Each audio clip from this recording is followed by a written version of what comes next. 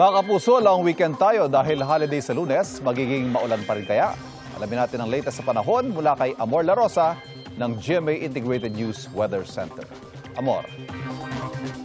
Salamat, Ivan. Mga kapuso, nakalabas na nga sa Philippine Area of Responsibility ang Bagyong Isang, pero pumasok naman ang panibagong low pressure area na ngayon tumaas na rin ang tsansang maging bagyo ayon po sa Pag-asa.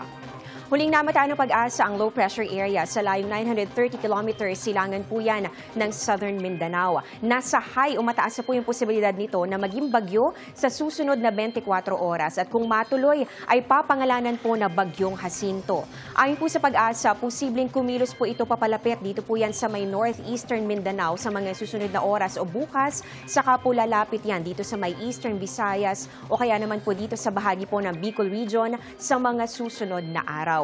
Pwede pang magbago ang galaw nito kaya patuloy po kayong tumutok sa updates. Sa ngayon, naramdam na rin po yung epekto ng trough o yung po extension o bahagi po ng mga kaulapan nitong nasabing LPA.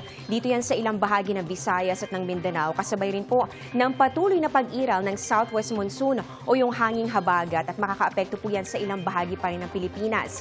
May natitira rin pong epekto yung trough o extension naman ito pong dating Bagyong Isang kahit po nasa labas na po yan ng Philippine Area of Responsibility. Pero dito na lang po yan sa ilang bahagi ng Northern Luzon. Base po sa datos ng Metro Weather, umaga po bukas, wala pa naman gaano mga pag-ulan sa halos buong bansa. Maliban po dito sa western sections po ng Luzon, ganoon din dito sa may eastern Visayas, pati na rin po sa Northern Mindanao, Caraga at Davao Region. Pagsapit po ng hapon, mas marami ng uulanin. Kasama po dyan ng halos buong Luzon mula po yan Northern, Central and Southern Luzon. At meron pong posibleng mga malalakas sa pag-ulan. Dito po yan sa may Central Luzon, Calabarzon, Mimaropa, Bicol Region, ganoon din dito sa malaking bahagi po ng Visayas at ng Mindanao. Kaya doble ingat pa rin sa posibilidad po ng mga pagbaha o pagguho ng lupa. May tsansa pa rin po ng ulan sa ilang lungsod, dito po yan sa Metro Manila, lalo na po yan bandang tanghali at ganoon din sa hapon. Sa atin namang extended outlook, posible pa rin pong makaranas sa mga pag-ulan, lalong-lalo na dito po yan sa may Southern Luzon, pati na rin po dito sa may Visayas and Mindanao dahil nga po sa inaasahan natin na paglapit ng bagong sama ng panahon. May tsansa rin po ng mga kalat-kalat na ulan sa iba pang bahagi ng ating bansa.